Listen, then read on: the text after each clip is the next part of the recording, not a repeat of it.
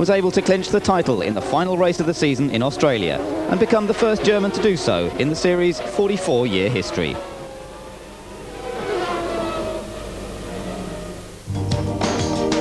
A review of what turned out to be a traumatic and eventful season cannot begin without remembering those who were so sadly lost to the world of Grand Prix racing.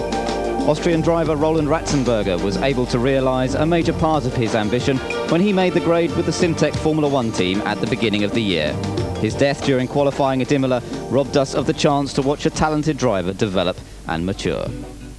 The loss of Ayrton Senna came as an even greater shock. The 3-times world champion, acknowledged by his peers as the fastest driver of his era, the reference by which all others were measured, was killed when in his element, leading a Grand Prix.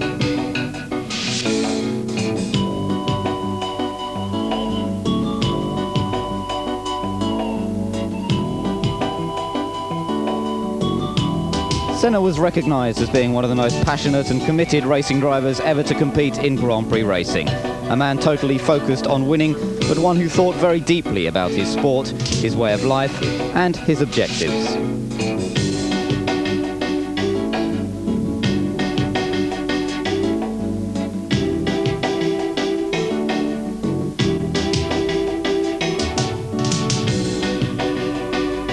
His racing career started at a very early age, and after success in karts, Formula Ford and Formula 3, his talent was clearly recognised in Formula 1 in his very first year, his superb second place at Monaco being the highlight. His first win came the following year in the Lotus at Estoril, and his first championship 3 years later in 1988 at the wheel of the McLaren. Throughout his career, there were controversial moments, times when his totally single-minded approach caused conflict with his competitors and his teammates.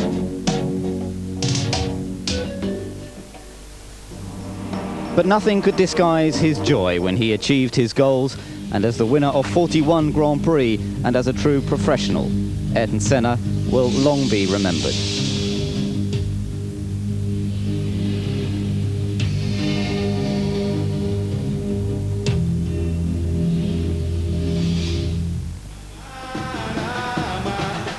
The 1994 season began in Senna's home country, Brazil, where the support of the people for their national hero would be the backdrop to a race which he was expected to win.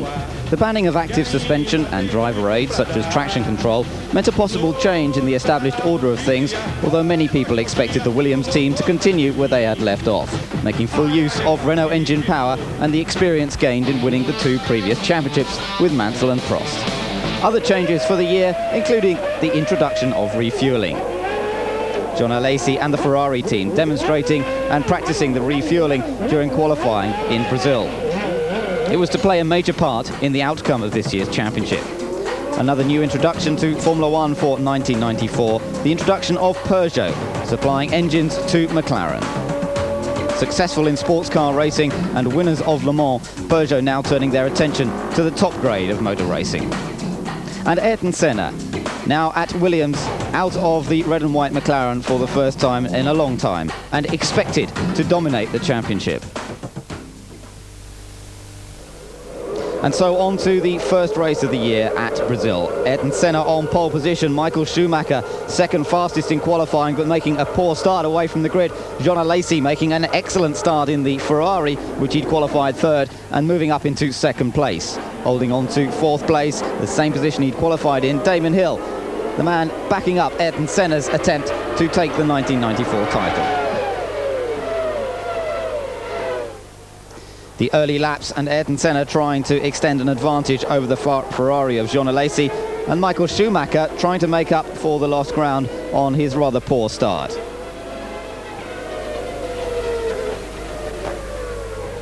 The Williams, as all the other cars, now stripped of the active suspension that they had developed to such a fine pitch the previous year. Senna getting away from Alesi, but soon Schumacher moving up into second place and beginning to close up towards Ayrton Senna. The battle was soon on between the Brazilian and the German, and Schumacher really making his presence felt and showing that the Benetton, powered by the brand new Zetec Ford V8 engine, was going to be a force to be reckoned with. Further down the field, an incident including Eddie Irvine moving over on Jos Verstappen, and then seeing this frightening accident where Verstappen was launched over the top of Martin Brundle's car, all in avoidance of Eric Bernard's Ligier, meant that Eddie Irvine would be banned from the next 3 races. Ayrton Senna came into the pits at exactly the same time as Michael Schumacher for their first pit stop on the 21st lap in the race. Schumacher's Benetton crew putting in an excellent performance to get him out ahead of the Brazilian. And then in the chase of Schumacher, Senna threw it all away on the 55th lap out of 71, when 6 seconds behind Schumacher, Senna just losing control, admitting to a pure mistake, stalling the engine and going out of the first race of the year. And so Schumacher's win unchallenged from that point, and the Brazilian crowds in their disappointment soon going home. A brilliant victory for Schumacher and the Benetton team, and certainly a surprise to many in the world of Formula One who had expected domination once again from Williams. Second place, Damon Hill, but with just 1 stop for Hill. He was a lap behind by the time they came round to take the checkered flag, and Jean Alesi finished in 3rd. Meeting between Schumacher and Hill was to be a prelude to much more of the same later in the year. The next race, the Pacific Grand Prix at Aida, was a disaster for Senna again, as he was tapped into a spin by Mika Hakkinen at the first corner and collected by Nicola Larini. Win number 2 went to Michael Schumacher. Another 10 points in the bag. And then on to the tragic events at Imola. It began on the Friday's qualifying session with a dramatic, but thankfully not injury-causing accident to Rubens Barrichello in the Jordan. Launched by the curb on the outside of the chicane, Barrichello was launched into a huge accident, which he was very lucky to escape from.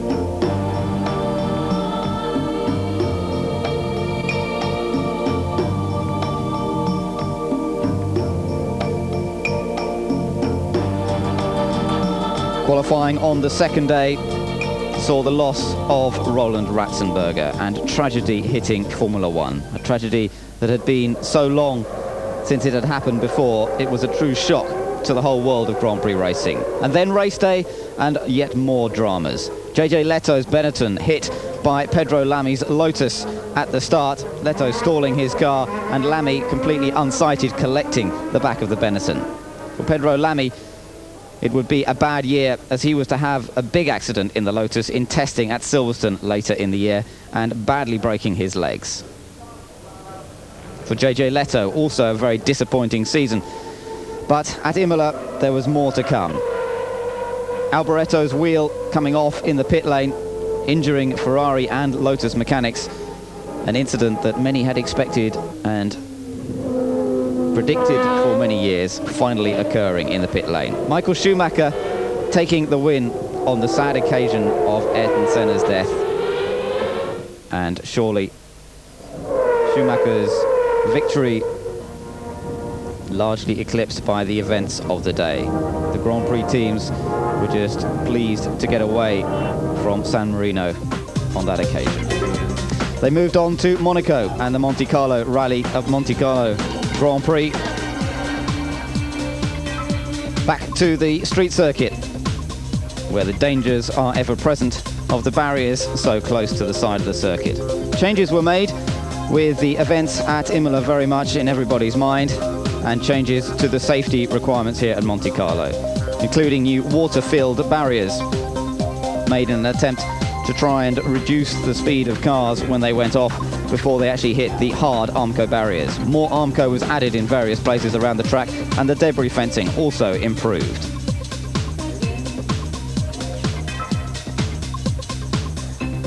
Unbelievably, the sequence of events that had begun at Imola was to continue at Monaco as well, even with the introduction of other safety features like the speed limits in the pit lane.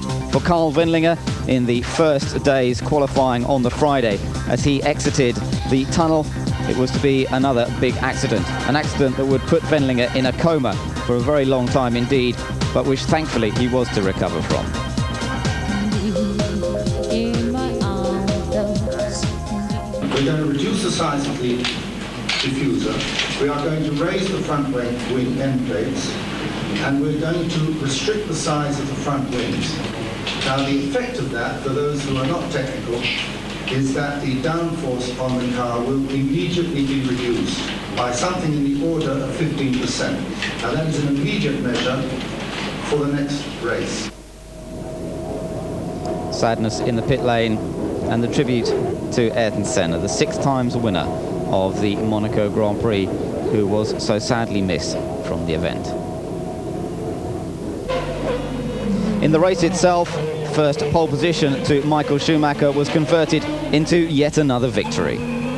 At this point in the championship, Schumacher had won the first 4 races and enjoyed a points total of 40 points. Damon Hill, on the other hand, had just 7 points to his credit after going out on the first lap here at Monaco in an incident with Mika Häkkinen. It was looking very much as though the German was completely going to walk away with the 1994 series.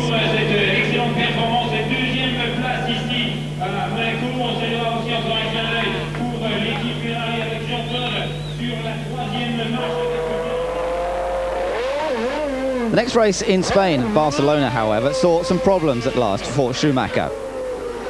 Gearbox problems saw him getting stuck in 5th gear, and as we could hear from the onboard camera, there was no gear changing going on, and yet Schumacher was still going very quickly.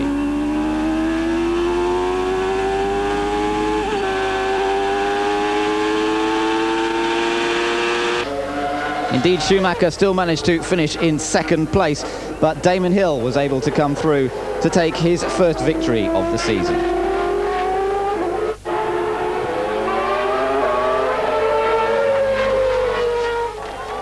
It was a brilliant result for Hill and for the Williams-Renault team, who, hit by the tragedy, really needed the boost to their morale of the victory of Hill in Spain. The next race in Montreal saw Schumacher taking yet another win and continuing to stretch his advantage in the championship. Damon Hill finished in 2nd place and Jean Alesi in 3rd. But nobody seemed to be able to touch the German when everything was going okay for him. He won the next race at Manicourt, the race that saw the return of Nigel Mansell. And at that point, Schumacher had an advantage of 37 points over Damon Hill. They came to the British Grand Prix, however, and on the warm-up lap, Michael Schumacher overtook Damon Hill. It was a small move, perhaps, but one that was to have big consequences throughout the rest of the season. As Schumacher battled with Gerhard Berger for the lead of the British Grand Prix, it was announced that he had been given a black flag penalty for overtaking Hill on that warm-up lap, and he would have to come into the pits to take the penalty. Schumacher ignored the black flag for lap after lap. Discussions going on in the pit lane between his team boss Flavio Briatore and the stewards, eventually culminating in Schumacher coming in to accept his 10-second penalty. But by then the damage had been done. Although he went on to finish in 2nd place, his disobedience on the black flag regulations meant that he would lose the points from 2nd position at Silverstone, and he would also be banned from competing in 2 races later in the year. He won at Hungary, leading Damon Hill across the line before they went off to Belgium and Spa, where more disaster was to come Schumacher's way. A spin during the race didn't deny him crossing the line first, but the win was taken away from him once again at the end of the meeting. The Jabrock plank of wood underneath the cars, one of the features added after the incidents at Imola, was found to be worn beyond the minimum. The stewards decided they had no choice but to throw Schumacher out of the results of the Belgian Grand Prix, and Hill therefore took the victory and the extra points. The Italian Grand Prix at Monza would be the first of the 2 races that Schumacher would have to sit out, thanks to his penalty from that incident at Silverstone. Carl Wendlinger made a return as a visitor to the Formula One paddock, a sight that delighted so many people. And Ferrari's good form continued with Jean Alesi taking his first ever pole position.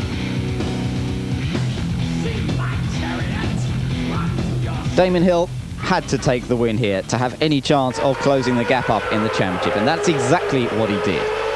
Ably backed up by David Coulthard, who sadly ran out of fuel on the last lap of the event to lose second place. Damon Hill winning from Gerhard Berger in second and Mika Hakkinen taking third. It meant that he had closed the gap up to 11 points behind Schumacher. And it was exactly what the Williams team needed. The following Grand Prix also in the absence of Michael Schumacher, and once again Damon Hill taking victory. This time to close up to within just 1 point of the German. David Coulthard this time having a little bit more luck and coming through in second place for the only 1-2 result of the year. Schumacher's return was at the next Grand Prix, the European Grand Prix at Jerez, where he came back in dominant style and went on to take victory, and with it a 5-point championship lead. But as the teams came to Suzuka in the very tricky and treacherous conditions, a superb race, a tremendous battle between the championship protagonists saw Damon Hill take the win over Michael Schumacher and once again reduce that point deficit to just 1 point.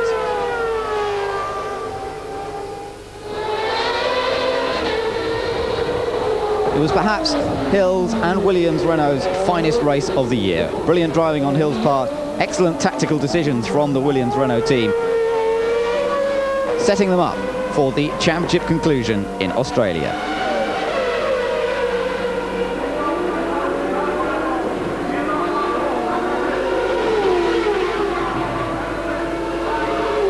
Schumacher in second place knew that his work would be cut out once they got to the streets of Adelaide, although the 1 point advantage always in his favour.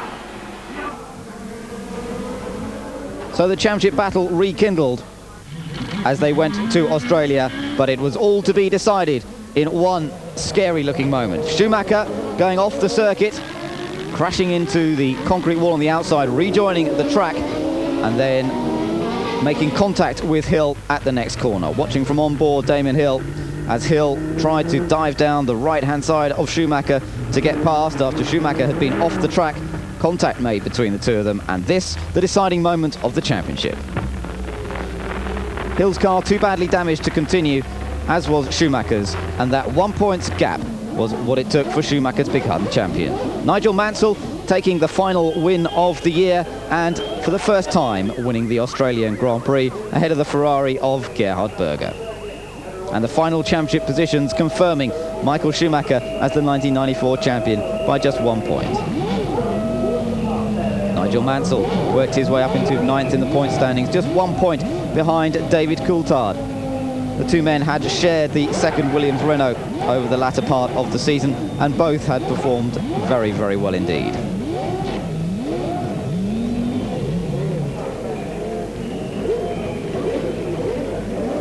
The Constructors' title going the way of Williams-Renault as some recompense perhaps for the loss of the Drivers' Championship.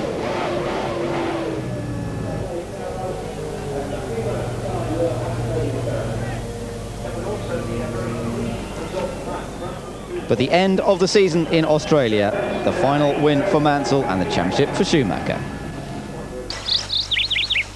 Started his racing career in the traditional training ground of kart racing before progressing to Formula 3 via Formula Ford and Formula Koenig. He was 20 years old when he raced his first season of Formula 3 alongside Heinz-Harald Frentzen in the OTS team in 1989. A good season saw him take joint runners-up position with Frentzen behind the champion of that year, Karl Wendlinger. Here at Aarhus in 1990, Schumacher recorded one of that season's victories, which took him on to the German Formula 3 title. He proved his ability outside his home country with wins in Macau and Fuji at the end of the season. His delight at winning, something that would later become clear to a world audience, was present in the early days, and his success saw him come to the attention of Mercedes. Along with Heinz-Harald Frentzen and Karl Wendlinger, he became part of the Mercedes Junior team in 1990. The World Sports Car Championship was then in its prime, and the German manufacturer wanted to help to develop German and Austrian talent. So not only were the three drivers able to get their hands on state-of-the-art racing car technology, but they were taught how to present themselves, talk to the media, and they were able to learn from their experienced teammates, such as Jochen Mass.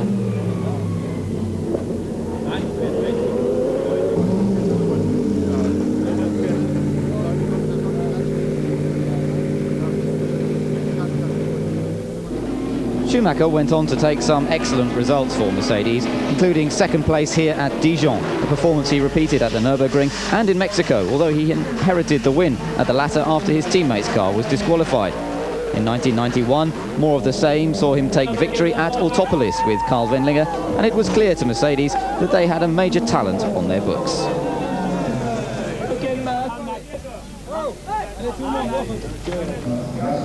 As part of his experience gaining time, Mercedes entered him into a round of the German Touring Car Championship, as well as a round of the Japanese Formula 3000 series at Sugo, where he finished in second place in his first taste of single-seaters since his Formula 3 days.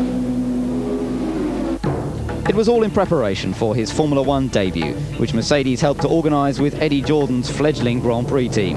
As replacement for the incarcerated Bertrand Gachot, Schumacher was immediately right at home and startled the Formula 1 establishment by qualifying 7th.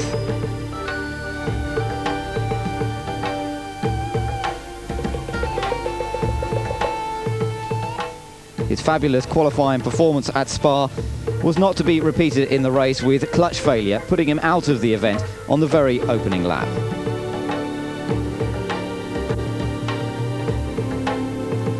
But the secret of his talent was out, and by the next Grand Prix at Monza, Benetton had snatched him away from Jordan, and he repaid them with the points, scoring 5th place. His first victory came at Spa in 1992, just 1 year on from that tremendous debut. Win number 2 came at Estoril in 1993 after a year spent mostly in the wheel tracks of the dominant Williams-Renault, but in 1994 there were few repeats of some of the incidents seen in his earlier days at Benetton. He quickly became recognised as the brightest star of the new generation and the focus of the German press and public. But making the most of his Mercedes training, he proved more than capable of withstanding all of the pressures. And so to Adelaide 1994, contact between him and Damon Hill, and the decision of the World Championship.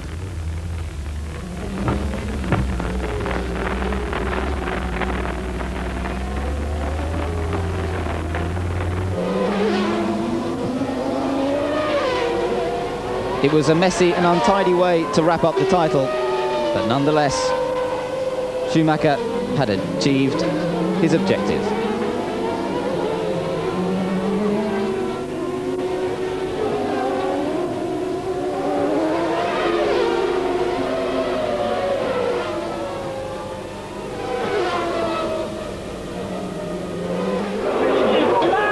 One of the finest achievements of '94 was the first pole position for Rubens Barrichello and the Jordan team at Spa, where a wet track can be tricky.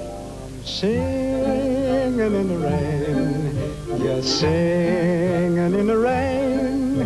What a glorious feeling, I'm happy again. I'm laughing at clouds so dark up above. The sun's in my heart and I'm ready for love. Let the stormy clouds chase everyone from the place. Come on with the rain, I've a smile on my face. I walk down the lane with a happy refrain, just singing, singing in the rain.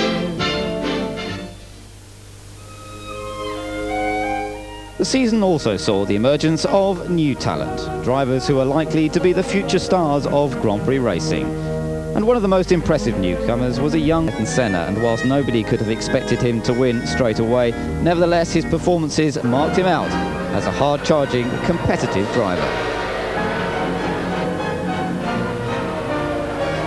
Initially, his luck didn't come up to the same high standards as his driving, but this impressive second place to teammate Hill at Estoril was a fully deserved reward.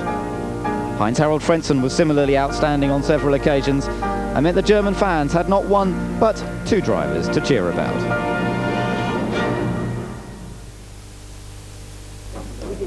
At Brands Hatch in July, Il Leone Nigel Mansell made his reacquaintance with a Formula One car in front of his adoring fans.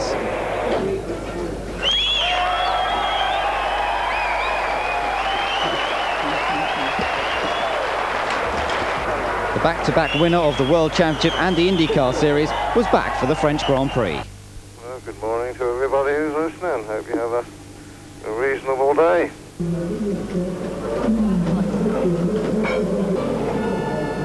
Have the telecontrol, please.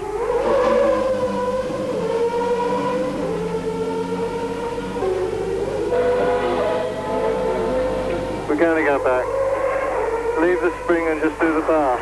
Go back to 2 on the front bar, please. Now one more front wing. Where is Nigel with wing? Similar, not identical.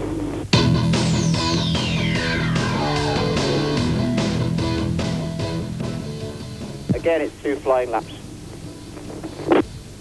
One will do, my friend, if the car's balanced.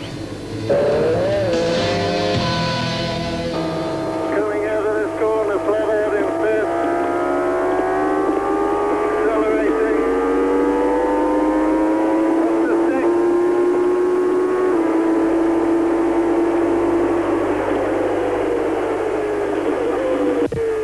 6. Breaking down, second in the hairpin. Turn in, very tight. Accelerating through. Up to third. Fourth.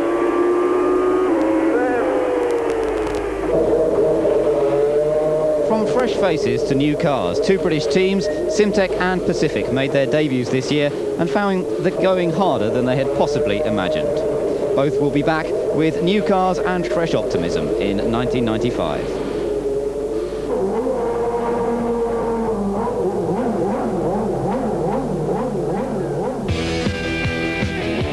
The provisional Grand Prix calendar for 1995 begins in Argentina on the 13th of March, giving the teams exactly 4 months from the 1994 Australian Grand Prix.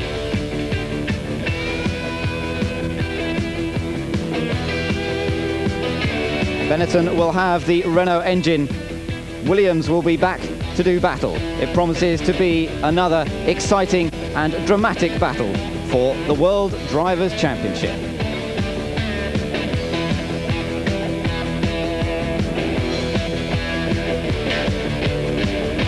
Don't forget, for Formula One, it's got to be Eurosport.